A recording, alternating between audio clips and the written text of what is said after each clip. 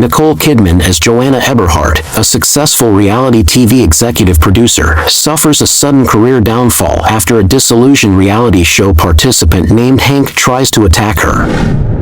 Reeling from the loss of her job, Joanna experiences a mental breakdown. To start anew, Joanna, her husband Walter Cresby, and their 2 children relocate from Manhattan to the quiet suburb of Stepford, Connecticut. In Stepford, Joanna befriends writer and recovering alcoholic Roberta Bobby Markowitz, as well as Roger Bannister, Jerry, a corporate lawyer. One day, the trio witnessed their neighbor Sarah Sunderson violently dancing before collapsing. This incident sparks an argument between Joanna and Walter, who bluntly tells Joanna that her children are distant, their marriage is faltering, and Joanna's domineering personality makes people want to harm her. Eager to mend her relationship, Joanna agrees to try fitting in with the other Stepford wives.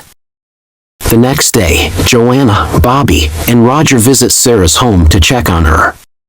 They hear Sarah upstairs. As they try to sneak out unnoticed, the group discovers a remote control labeled Sarah that appears to manipulate Sarah's movements and physical attributes. One evening, Walter and Bobby's husband Dave accompany Roger and Jerry to the men's association.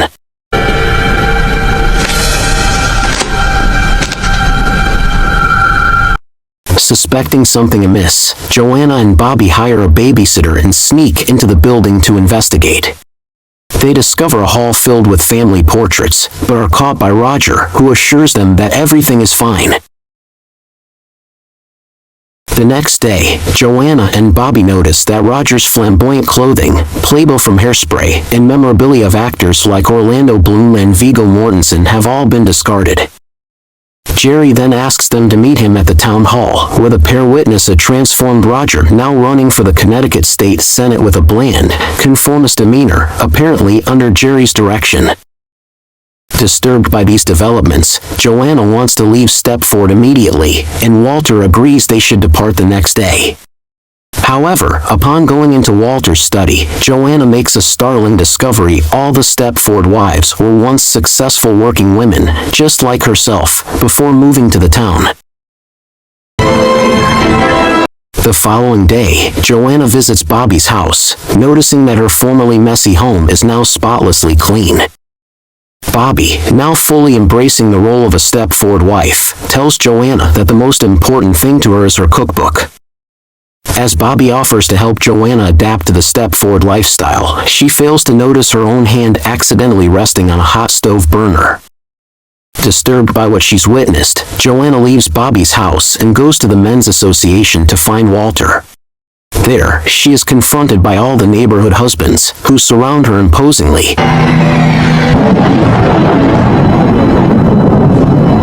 Walter confesses to Joanna that he always felt emasculated by her.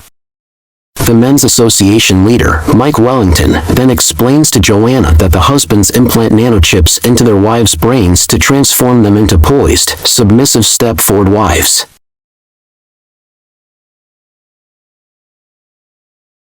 Joanna asks Mike if the nanochipped wives genuinely mean it when they profess their love for their husbands.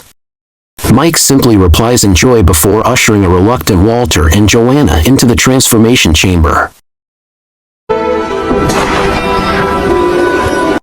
The final scene shows all the Stepford spouses, including Joanna, Bobby, and Roger, now dazedly shopping at the grocery store, dressed in their classy Sunday best. During a formal ball hosted in Stepford, Joanna and Walter attend as special guests. Taking advantage of the festivities, Joanna distracts Mike, the leader of the men's association, and lures him into the garden. Meanwhile, Walter slips away to the transformation room, where he destroys the software that programs the wives. This sets off a confrontation, as the wives start challenging their husbands.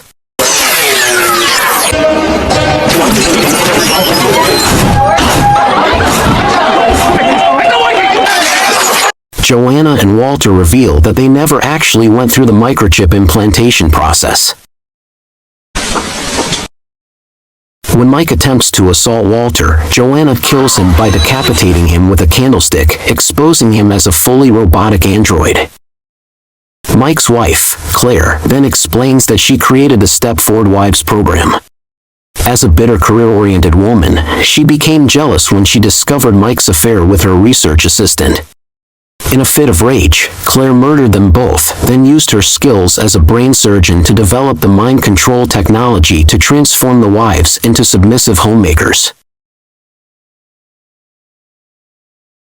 Overcome with guilt, Claire then electrocutes herself to death by kissing Mike's severed robotic head.